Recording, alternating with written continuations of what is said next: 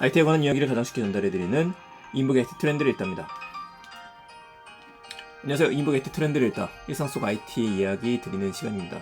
오늘은 약간 어색하게 BGM이 안 맞았어요. 하지만 바로 들어가도록 하죠.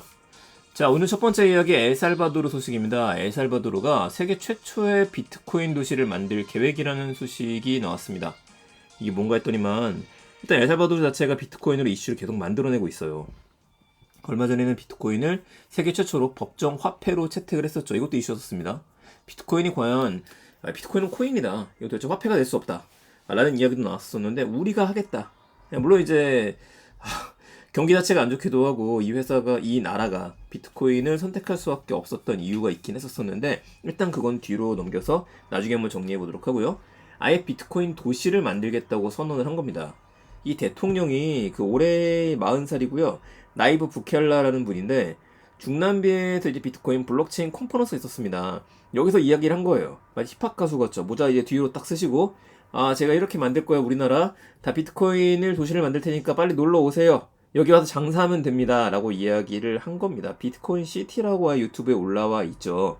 그럼 생각할 수 있는 게 아니 그럼 비트코인으로다가 먹을 것도 살 수 있고 뭐 물건도 구매하는 건 물론이거니와 그냥 그걸로다가 화폐처럼 쓰는 도시구나 라고 생각하실 수 있는데 그게 아닙니다. 이건 비트코인 활용이잖아요. 도시하고 관계없는 이야기인데 어떤 걸 하겠다고 선언했냐면은 암호화폐 채굴입니다. 자체적인 지열 발전소, 그러니까 이게 화산 근처에 만들겠다라는 얘기 했기 때문에 이게 아마 이게 지열 이용한다는 것 같아요.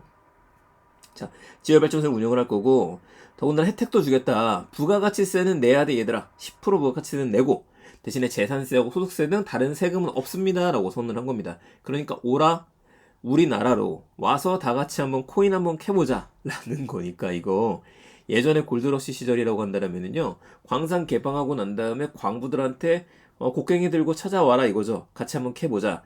이거 같다는 생각도 꽤 많이 듭니다.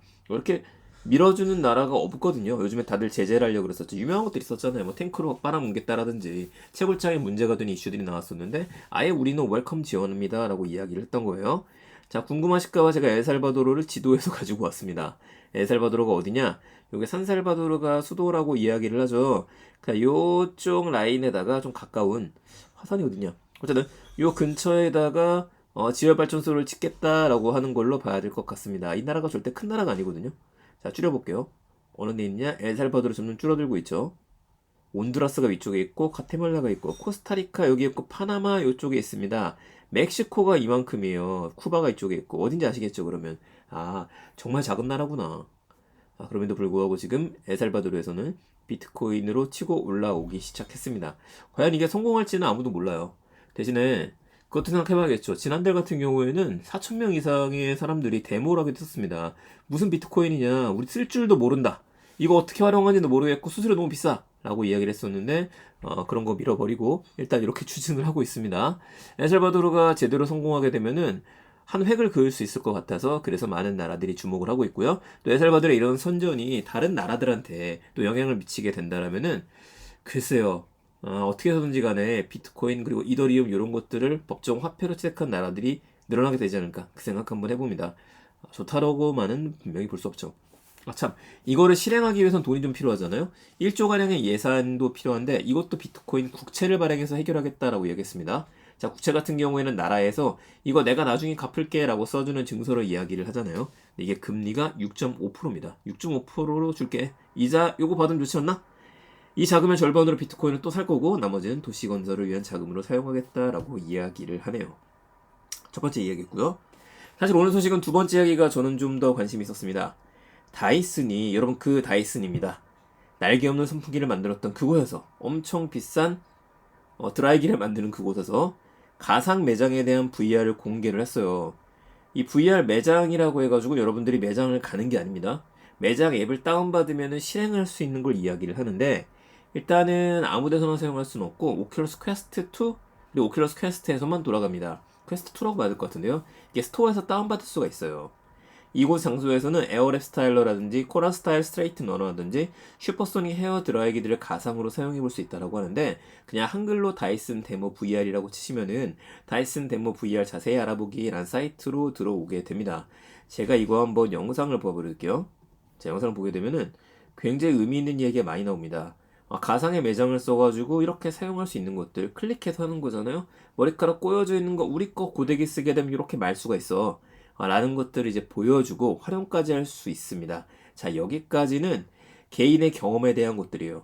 그러니까 저와 같은 유저들이 이거 어떻게 쓸지 모르겠는데 네 머리 피기 전에 가상현실 속에서 한번 해봐. 이거 욱세로 느낄 수 있도록 만들었어? 요런 기능이 있어. 머리 말고 싶으면 돌려보고 자, 이런 것들을 보여주는 거예요.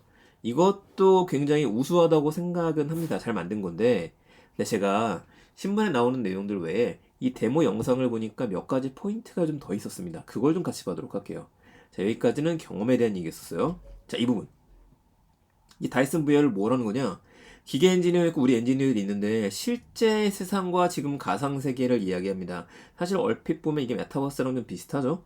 이 모델을 만들어서 다이슨에선 VR을 쓰고 있다. 이거 오큘러스 퀘스트 2죠? 개발하고 만들어서 엔지니어들이 시각적으로 제품을 활용한다. 그러니까 우리가 지금 가상현실 세계를 만들어 놓고 나서 그 안에서 다양한 시뮬레이션을 할 수 있어. 자, 여러분 우리가 전기차 개발도 하고 있는 거 알죠? 전기차에 대해서 목업을 만들고 난 다음에 아무것도 없지만 여기 앉으면은 전기차 우리가 만드는 건 옆에는 이렇게 생겼고 이것들을 시각적으로 보고서 직접 재현하면서 만들 수 있다라는 이야기를 하고 있어요. 그러니까 여기서 말하고 싶은 그거 같습니다. 단순히 다이슨이 데모 VR을 만든 게 중요한 게 아니라 이미 이쪽에 대한 이해도가 높고 이런 플랫폼을 통해서 우리가 많은 것들을 효율화시키고 있다. 이걸 보여주고 싶었던 게 아닌가 싶네요. 그래서 저는 앞부분만 봤을 때는 솔직히 뭐 다이슨 데모 VR에 대한 것도 몇 초 안 되거든요. 뒷부분으로 가면 갈수록 우리가 가진 기술력이 지금 바탕이 되는 건 이쪽이다. 자, 매력적인 얘기 하나 더 나왔죠? 1대1 온라인 판매라는 얘기가 나왔어요. 그렇다면은 이걸 조금 더 진화시키게 된다면은 VR에서 직접 경험도 한번 해보고 한번 써보고 원하면 상담도 받고 물건도 사라 이렇게 봐야 될 것 같습니다. 메타버스라는 이름이 붙여지진 않았었지만은 VR, AR이라고 하는 거 메타버스 일종이다 보니까 그쪽 관련해서도 매력적인 상품을 보여주고 역시 디자이너스럽게 깔끔한 것들을 보여줄 수 있다라고 봐야겠습니다. 오큘러스2 있으신 분들은요 다이슨 가장 매상 다이슨 VR이라고 검색하신 다음에 한번 같이 사용해 보는 걸로 하시죠. 저는 마지막 소식인데 마지막 소식은 가볍습니다. 여러분 두나무 알고 계시죠? 두나무가 올해 꽤 많은 성과를 올리기 시작했었습니다. 바로 이 회사가 업비트를 운영을 하고 있는데 얼마 전에는 또 카카오하고 관계가 있죠? 카카오 지분 사업을 했던 거 그렇죠? 그리고 또 서울옥션 블루하고 신인 아티스트들을 후원해주는 서비스에 들어가기도 했습니다. 그런데 바로 이 회사가 우리금융지주의 주주가 됐습니다. 예금공사가 갖고 있는 9.3%의 지분이 있었었는데 이거에 대한 인수자가 결정이 된 거예요. 자, 유진 프라이빗 에쿼티라는 곳이 4% 인수를 했고요. 나머지 회사들이 KTB 자산운용, 얼라인 파트너스 컨소시엄, 우리금융지주, 우리사주조합하고 두나무입니다. 이 중에서 우리금융지주의 우리사주조합이 9.8%를 보유려 최대 주주가 됐어요.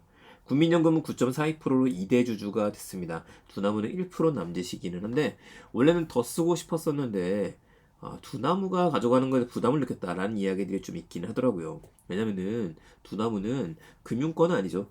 핀테크 업체라고도 할 수 있고 또 스타트업이라고도 할 수 있습니다. 그런데 스타트업이 어느새 이 정도로까지 정말 나무니까요. 무럭무럭 자라가지고 우리금융지주를 주주가 될 수 있을 때까지 성장을 했다. 이게 굉장히 고무적인 일인 것 같습니다. 그래서 이 이야기 한번 전했습니다.